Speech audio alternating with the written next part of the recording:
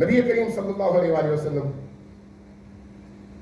رات کو سونے سے پہلے سورہ ملک کی تلاوت فرماتے، سورہ حشر کی تلاوت ضرور فرماتے، ان دو سورتوں کے بعد پھر کچھ اور سورتوں کا انتخاب کرتے اور ان کی تلاوت کرنے کے بعد پھر بستر پر تشریف لے جاتے اور درازکش ہو جاتے، آرام فرماتے. یعنی اپنی تمام دن کی ایکٹیویٹیز کا اختتام اللہ سے ہم کلامی پر، اللہ سے گفتگو ہے.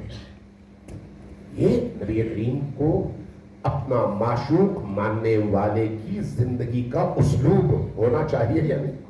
تھوڑی دیر کے لیے ذرا تصور کر لیں کہ نبی کس طرح سے یہ اعمال انجام دیتے تھے.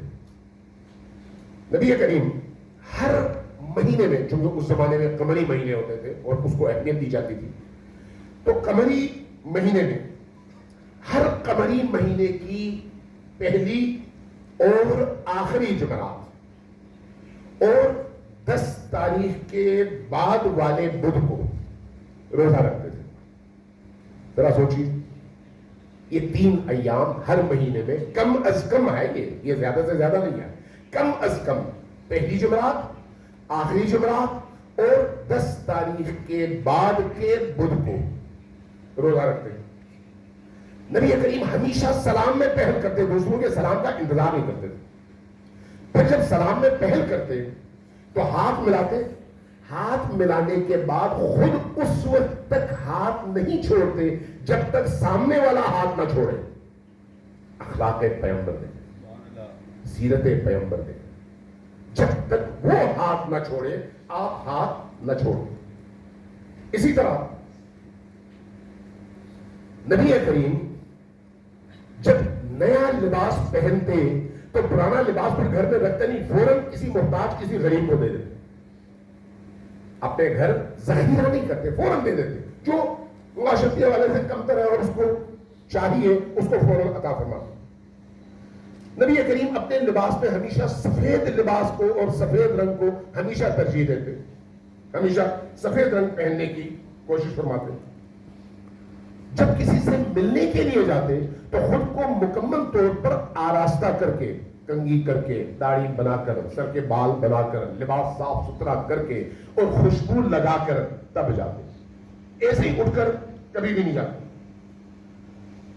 نبی کریم صلی اللہ علیہ وآلہ وسلم جب حتیٰ اپنی لخت جگر فاطمہ الزہرا سلام اللہ علیہا کے گھر تشریف لے جاتے یا کسی اور کے گھر جا کر دروازے کو چپ چاپ کھول کر اندر داخل نہ ہو، رکتے، 3 دفعہ دستک دیتے.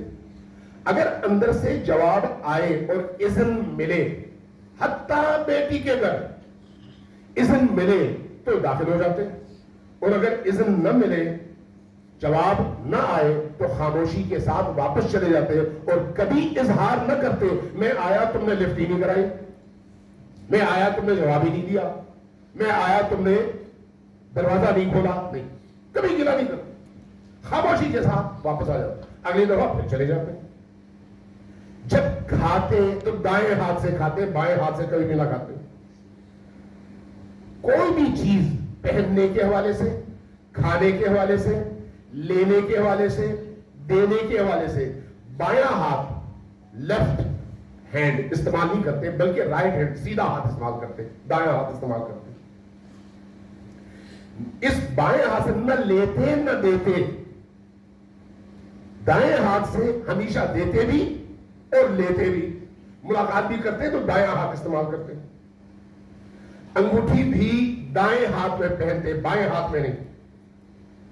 اگر کسی کی طرف اشارہ کرنا ہوتا تو ایک انگلی سے نہیں بلکہ پورے ہاتھ سے اشارہ کرتے، چونکہ ایک انگلی تحقیر کی علامت ہے، لہذا پورے ہاتھ سے اشارہ کرتے تاکہ سامنے والے کو اپنے چھوٹے ہونے کا احساس نہ دلایا جائے. بغیر ضرورت کبھی نہیں بولتے، جب بولتے تو ضرورت کے تحت بولتے. اور جب بولتے تو جامع بولتے, فضول باتیں کبھی بھی نہیں کرتے, مختصر بولتے, جامع بولتے اور مفید بولتے, اور پھر ایک ہی بات بار بار دہراتے نہیں. ایک دفعہ بول دیا, ایک ہی جملہ ہے فرض کریں, ایک دفعہ بول دیا تو اگلی دفعہ پھر وہی جملہ نہیں بولتے, ہاں بولتے. ضرورت سے زیادہ کبھی بھی بات نہ کرتے, اور کوئی اگر شخص بول رہا ہو تو درمیان میں کبھی بھی نہیں کاٹتے, اس کو پوری طرح سے بولنے دیتے, ہمت گوش ہو کر اس کی پوری بات پہلے سنتے, جب اس کی بات ختم ہو جاتی اس کے بعد پھر آپ اس کے جواب میں اپنے لب مبارک کھولتے. اور جب کسی سے بات کرتے تو کبھی بھی آپ کے چہرے پر ناگواری کے آثار نہ ہوتے, ہمیشہ مسکرا کر تبسم کے ساتھ. یہ جو تبسم ہے دوسرے کی روح کے اندر آپ کی گفتگو کی تاثیر کو اتارنے کے لیے انتہائی ہے. اس لیے متبسم رہنا نبی کی سیرت اور سنت میں سے ہے. جب کھانا کھاتے تو دو زانو ہو کر زمین پر بیٹھتے, آتی پاتی مار کے نہیں, دو زانو ہو کر. رات کو نماز عشاء پڑھتے ہی کھانا کھا لیتے. اچھا, دو لقمے کھاتے ہوئے درمیان میں حمد بجا لاتے, الحمدللہ رب العالمین, یعنی ہر لقمے پر اللہ کو یاد کرنا کہ اللہ نے یہ لقمہ مجھے عطا کیا ہے ورنہ میں کچھ بھی نہیں. کبھی کھانے میں کوئی نقص نہ نکالتے, اس کھانے میں یہ ہے, اس کھانے میں وہ ہے. پسند نبی آتا تو بولتے نہیں, اور بیجا تعریف بھی نہیں کرتے کھانے کی کہ خواہ میں آپ حد سے اس کو بڑھا دیں.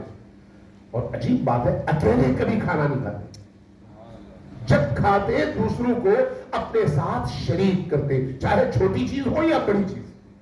اس لیے جب حضرت فاطمہ الزہرا سلام اللہ علیہا کی پیدائش اور آپ کی ولادت کا اہتمام ہو رہا تھا تو تب جب جنت سے اللہ نے پھل بھیجا تو جبرائیل نے آ کر وحی فرمائی کہ اللہ کا حکم ہے کہ آج یہ پھل صرف آپ کھائیں گے, کسی اور کے لیے یہ حرام ہے.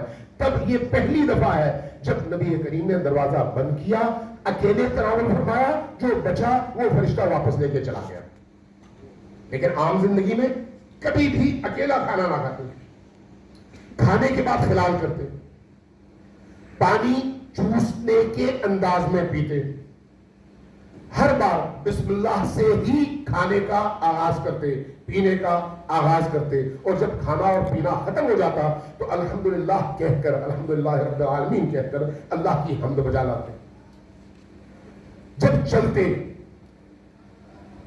تیز چلے بغیر بڑے قدم اٹھا کر چلتے, بلندی پر چڑھتے ہوئے الحمدللہ کہتے ہوئے چلتے, اور جب اترتے چڑھائی سے اترائی کی طرف تو لا الہ الا اللہ کہتے. جس رستے سے کسی جگہ جا رہے ہو واپسی میں دوسرا رستہ اختیار کرتے, اور فرماتے کہ یہ دوسرا رستہ اختیار کرنا روزی اور رزق میں اضافے کا باعث ہے. اس لیے جس رستے سے جاؤ واپسی دوسرے رستے سے کرو.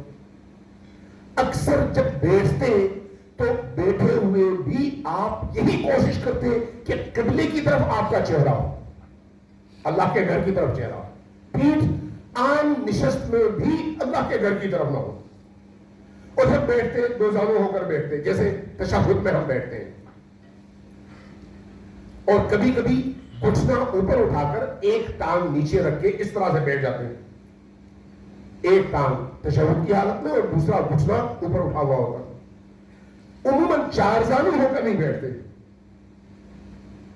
نعمتوں سے جتنی بھی نعمتیں ہیں کائنات میں ان سے وہ استفادہ کرتے. یہ نہیں کہتے یار یہ تقویٰ کے خلاف ہے, نہیں بھائی, وہ خوش تقویٰ ہے جس میں انسان نعمتوں سے استفادے سے خود کو روکے اور خوش مقدس بن کر لوگوں کو دھوکہ دے. اس لیے آپ کی زندگی میں شادی بھی ہے اور شادیوں کی لائن ہے, اور آپ کی زندگی میں باقی نعمتوں سے استفادہ بھی ہے. اس لیے جو جائز اور اللہ کی طرف سے جائز کردہ نعمتیں ہیں ان نعمتوں سے بھرپور استفادہ کرتے ہیں. اس لیے فرماتے ہیں میں بیوی کے پاس بھی جاتا ہوں, کھانا بھی کھاتا ہوں, رات میں سوتا بھی ہوں, اور صبح سویرے اٹھتا بھی ہوں. تو اس کی جو اس روش کو ترک کر دے غار نشین ہو جائے تقویٰ کے نام پر، ریاضت کے نام پر، کسی اور نام پر، اپنی اس عادی زندگی کو عمومی طور پر چھوڑ دے، وہ مجھ سے نہیں آئے. بلکہ میری روش یہ ہے کہ انہی انسانی معاشروں میں بستے ہوئے، انہی نعمتوں سے استفادہ کرتے ہوئے ان مقامات عالیہ کی طرف انسانوں کا ہاتھ پکڑو اور ان کو لے کر جاؤ. لہذا تنہا کہیں جا کر اس طرح کی زندگی نہ گزارتے، بلکہ اسی اجتماع میں، اسی معاشرے کے اندر زندگی گزارتے. عموماً جب سفر کرتے تو جمعرات کو سفر کرتے، اور جب اپنی منزل پر پہنچتے تو 2 رکعت نماز ادا کر کے اللہ کا شکر ادا کرتے. جب کوئی مانگنے والا آتا کبھی اس کو خالی ہاتھ نہ لوٹاتے. اگر گھر میں کچھ نہیں ہے تو اپنے چہرے کی مسکراہٹ اور تبسم کے ساتھ، اپنی خوش اخلاقی کے ساتھ اس کو اس طرح سے لوٹاتے کہ اس کی عزت نفس مجروح بھی نہ ہو اور اس کو توہین کا احساس بھی نہ ہو، اور اس کو یہ سمجھ آئے کہ نبی کے پاس کچھ ہوتا تو مجھے ضرور دیتے، نہیں آئے تو کوئی بات نہیں. لیکن اگر کچھ ہوتا تو کسی سائل کو خالی ہاتھ نہیں لوٹاتے. اور عجیب ہے کہ رات سونے سے پہلے جو کچھ آپ کے ہاتھ میں ہوتا وہ غریبوں میں، محتاجوں میں، ضرورت مندوں میں تقسیم کر کے پھر اس کے بعد سوتے. اور یہ بھی آپ کی سیرت میں ہے کہ آپ اپنے گھر میں 1 سال کا راشن رکھتے تھے. اس 1 سال سے اضافی راشن جو بھی ہوتا وہ تقسیم کر دیتے، لیکن جب قحط سالی ہوتی تو وہ جو رکھا ہوا راشن ہوتا وہ بھی غریبوں میں بانٹ دیتے تاکہ انہی کی طرح سے زندگی گزار سکے. اور اگر کوئی مانگتا اس سال کے دوران بغیر قحطی کے تو تب وہ اس راشن میں سے جو سال کے خرچے کے لیے رکھا ہوا ہے اس میں سے نکالتے اور اس ضرورت مند کی زندگی اور اس کی ضرورت کو پورا کرتے. روٹین کی زندگی میں اپنے اوقات کو 3 حصوں میں تقسیم کرتے. 3 حصوں میں. ایک حصہ اللہ سے راز و نیاز، اللہ سے گفتگو، اللہ سے تنہائی میں دل کا حال بیان کرنا، جس کو ہم مناجات کہتے ہیں، جس کو ہم دعا کہتے ہیں، جس کو ہم تنہائیوں میں اللہ سے نجوا کہتے ہیں. عبودیت اور بندگی تنہائیوں میں جہاں پر کوئی نہ دیکھے. اور اس کا ایک حصہ اپنے گھر، اپنے عیال، اپنے بچوں، اپنی بیگمات، زوجات، ان کے لیے مختص کرتے دن کا ایک حصہ. ایک حصہ اللہ کے لیے، ایک حصہ اپنے اہل و عیال کے لیے. اور جو آخری حصہ بچتا اس حصے میں وہ ٹائم جو آپ کی اپنی ذاتی زندگی کے لیے ضروری ہوگا، مثلا آرام کے لیے، اس کے لیے مختص کرتے. باقی کسب و کار اور معاش کے لیے، اور اس کے علاوہ لوگوں کی مشکلات کو حل کرنے اور لوگوں سے ملنے جلنے کے لیے اس ٹائم کو صرف کرتے. یعنی ایک منظم اور باقاعدہ ڈسپلنڈ زندگی. آپ ذرا سوچئے، کیا ان ہماری محافل اور مجالس میں جہاں پر ہم سیرت نبوی بیان کرتے ہیں، جہاں پر ہم عشق نبی کا اظہار کرتے ہیں، جہاں پر ہم حب نبی کا اظہار کرتے ہیں، کیا ان چیزوں کو بیان کر کے ہم اپنے دلوں کو ان سے جوڑنے میں زیادہ کامیابی حاصل نہیں کر سکتے؟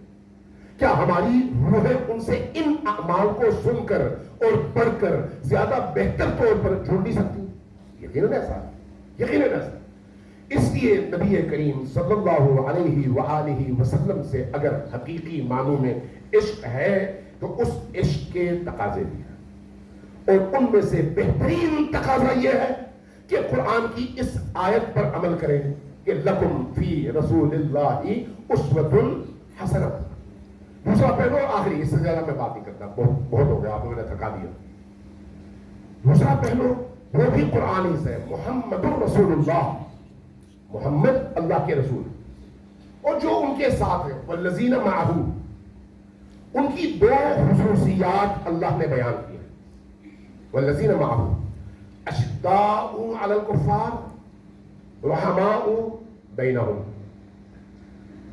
آپ قرآن کی آیات کی ترتیب دیکھیں، ہمیشہ یہ بات ذہن میں رکھیں کہ اللہ کی کتاب میں پہلا مرحلہ عملی اعتبار سے غیر اللہ کا اور طاغوت کا انکار ہے، اور دوسرا مرحلہ اللہ کی وحدانیت کا اقرار ہے. پہلا مرحلہ اقرار وحدانیت خدا نہیں ہے. پہلا مرحلہ غیر اللہ کا انکار ہے. اس لیے اگر کوئی شخص مسلمان ہونا چاہے تو اس کے لیے ضروری ہے کہ پہلے کہے لا الہ، تمام خداؤں کی نفی کرے. اگلے مرحلے میں کہے الا اللہ، میں ایک خدا کو مانتا ہوں. یعنی جب تک ان خداؤں کا انکار نہ ہو اس ایک خدا کو ماننے کا کوئی فائدہ نہیں ہے. اس لیے جو ہمارے معاشروں کے اندر مختلف مکاتب ہے فکری حوالے سے، ہندو بھی ایک مکتب ہے، سکھ بھی ایک مکتب ہے، دیگر مکاتب بھی ہیں. جب کہا جاتا ہے بھئی ہم بدھ کو بھی قبول کرتے ہیں اور اللہ کو بھی قبول کرتے ہیں، یہ ایسے ہی ہے جیسے نجاست اور پاکیت کو ایک جگہ آپ جمع کریں. آپ کہیں اللہ کے رسول کو بھی مانتے ہیں اور اللہ کے رسول کے دشمنوں کو بھی مانتے ہیں. یہ ایسے ہی ہے جیسے دو متضاد چیزوں کو ایک جگہ جمع کریں. آپ کہیں رسول اللہ کی اولاد کے قاتلوں کو بھی مانتے ہیں اور ان پر اپنی جانیں نشاور کرنے والوں کو بھی مانتے ہیں. یہ نجاستوں اور پاکیتوں کو ایک جگہ جمع کرنے کے مترادف ہے. یہ قرآن کریم ہے جو کہتا ہے لا الہ پہلے، اس کے بعد الا اللہ بعد میں. یہ قرآن کریم ہے جو ہمیں سمجھاتا ہے محمد الرسول اللہ والذین معہ، جو ان کے ساتھ ہے ان کی خوبی ہے. پہلے کیا کرتے ہیں؟ اشداء علی الکفار، کفار کے مقابلے میں شدید. پہاڑ، چٹان، فولاد. المؤمنون کالجبل الراسخ، نبی کریم نے فرمایا مومن جبل راسخ، اپنے مقام پر کھڑے اور با استقامت پہاڑ کی طرح سے ہوتا ہے. لا تحرک العواصف، طوفان ہوائیں اس پہاڑ کو اپنی جگہ سے ہلانے میں کامیاب نہیں ہوتی. اس لیے پہلی شرط نبی کریم کے ہمراہیوں کی، ان کے ساتھیوں کی، جو بھی ان کے ساتھ ہے، وہ یہ ہے کہ اشداء علی الکفار. تو یہ جو الذین معہ ہے یعنی جو لوگ نبی کے ساتھ ہیں، کیا اس کا مطلب یہ ہے کہ جو لوگ حال حیات نبوی میں نبی کے ساتھ تھے؟ نہیں، یہ نہیں. اگر ایسا ہو تو قرآن تو وہیں پر ختم ہو گیا اسی لوگوں کے لیے. اس کا مطلب یہ ہے کہ جو بھی لا الہ الا اللہ پڑھتا ہے، جو بھی محمد رسول اللہ کہتا ہے، تا قیام قیامت اگر وہ آتا ہے تو اس کے اندر یہ دو صفات ہونی چاہیے. جو نبی کا کلمہ پڑھے، جو کہے لا الہ الا اللہ، جو کہے محمد رسول اللہ، اس کے سامنے یہ دو صفات ہونی چاہیے. سب سے پہلے وہ کفر، شرک اور اعداء اللہ یعنی اللہ کے دشمنوں کے مقابلے میں سیسا پلائی ہوئی دیوار بن جائے.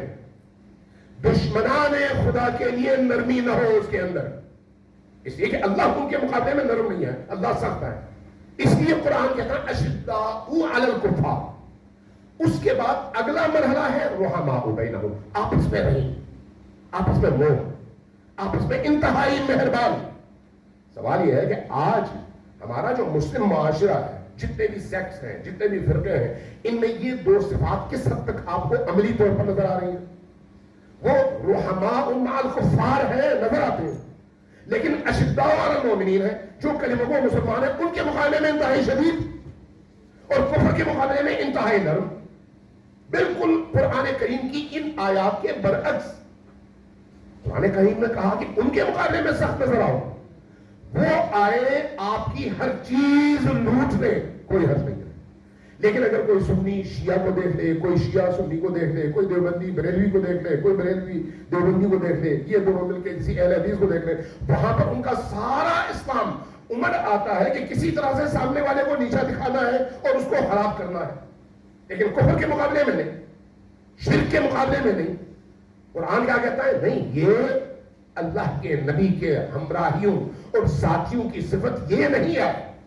اللہ کے رسول کے ساتھیوں کی صفت یہ ہے کہ الذین معہ اشداء علی الکفار ورحماء بینہم، آپس میں رہیں، آپس میں مہربان. اگر ہم انہی آیات کو اپنی زندگی کا سرلوہا قرار دیں، انہی آیات کو اپنی زندگی کے لیے سرمشق قرار دیں، انہی آیات کو اپنے عملی زندگی کے لیے نمونۂ عمل کے طور پر شب و روز سامنے رکھیں اور نبی کریم کی انفرادی زندگی کی اس سیرت کو، اس اخلاق کریمانہ کو اپنی زندگی کے لیے ایک اصول کے طور پر سامنے رکھیں. یقین جانیے اللہ تبارک و تعالیٰ کی رحمتوں کا نزول اب بھی جاری ہے. اللہ زندہ ہے، مردہ نہیں ہے. وہ اللہ جو بدر میں مدد کرتا ہے آج بھی کرتا ہے، تو وہ تو موجود ہے. اس کا قانون، اس کا اصول موجود ہے. وہ اصول آج ہم زندہ کریں گے تو اللہ بھی اپنے اصولوں کے مطابق ہماری مدد کرے گا. لیکن اگر ہم ان اصولوں کو پامال کریں گے تو پھر اس کو کوئی فرق نہیں پڑتا. وہ کہے گا ٹھیک ہے، جب تم نے میری بات نہیں ماننی تو اس کا خمیازہ بھی بھگت دو. اس لیے یہ یاد رکھیں، آپ کا اور ہمارا کلمہ پڑھنا دنیا میں ہماری ترقی کا باعث نہیں ہے. لا الہ الا اللہ محمد رسول اللہ کہنا دنیا پر ہمارے غلبے کا باعث نہیں ہے. دنیا میں غلبے کے لیے جو اصول، جو قوانین اس عالم پر اللہ کی طرف سے حاکم ہے، ان اصولوں اور ان قوانین کو زندہ کرنا میری اور آپ کی ذمہ داری ہے کلمہ پڑھنے کے بعد. اب اگر میں اور ایک ہندو ہمسائے ہیں، میرے پاس بھی 2 ایکڑ زمین ہے، اس کے پاس بھی، میں شب و روز مصلی پر بیٹھ کر قرآن پڑھتا رہوں، نمازیں پڑھتا رہوں، وہ شب و روز جا کر وہاں پر محنت کرے، زمین نرم کرے، وقت پر کھاد دے، وقت پر بیج ڈالے، وقت پر پانی دے، وقت پر فصل کا خیال رکھے، تو کس کی زمین آباد ہوگی؟ نماز پڑھنے والی کی نہیں، محنت کرنے والے کی. چونکہ یہ اصول ہے اللہ کا. اس اصول پر جو بھی عمل کرے گا آگے بڑھے گا. آج بہت سارے دہریے، بہت سارے لبرلز، بہت سارے سیکولرز تانا تانا تانا تانا کہ بھی مسلمانوں نے کیا کیا، مسلمان اسلام اگر یہ ہے تو اس اسلام کا فائدہ کیا ہے؟ بھائی مسلمان اور ہے، اسلام اور ہے. اسلام وہ ہے جو نبی نے پیش کیا، مسلمان وہ ہے جو آپ کے سامنے ہے. مسلمان اسلام کا ترجمان نہیں ہے. مسلمان کے عمل کو دیکھو، اگر وہ عمل نبی کی سیرت اور آپ کی تعلیمات اور اللہ کے قوانین کے مطابق ہے تو تب وہ اس دین کا ترجمان ہے، ورنہ نہیں ہے. اس کی جو بھی محنت کرے گا وہ آگے بڑھے گا. جب مسلمانوں نے محنت کی تو انہوں نے ساری زندگی، ساری دنیا کو فتح کیا. جب انہوں نے محنت کی تو علوم ساری دنیا میں پھیلا دیے. جب انہوں نے محنت کی تو سائنس اور ٹیکنالوجی میں اپنے زمانے میں سب پر وہ غالب تھے. جب انہوں نے صرف عیاشیوں میں، مستیوں میں، شراب نوشیوں میں، جنسی خواہشات میں زندگی بسر کرنا شروع کر دی تو اس کے بعد پھر زوال شروع ہو گیا. جس قوم نے وہ جگہ لے لی وہ آگے بڑھی. آج بھی یہی ہے. اس لیے اگر ہم نے ترقی کرنی ہے، چاہے ہماری انفرادی زندگی ہو یا اجتماعی زندگی، تو ہمیں کلمہ طیبہ کی تلاوت کے ساتھ ساتھ ان اصولوں اور ضوابط کو بھی اپنانا پڑے گا.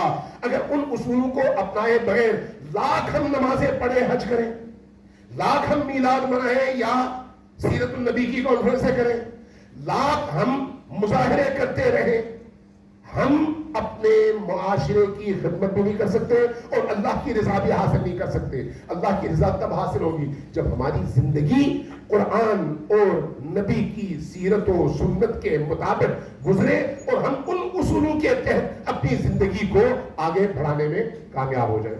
اس سے زیادہ میں آپ کو زحمت نہیں دیتا. اللہ تبارک و تعالیٰ سے اس دعا کے ساتھ کہ اللہ ہمیں حقیقی معنوں میں مسلمان بننے کی، مؤمن بننے کی، اہل قرآن بننے کی اور رسول اللہ کا مطیع بننے کی توفیق اور سعادت نصیب فرمائے. والسلام علیکم ورحمۃ اللہ وبرکاتہ.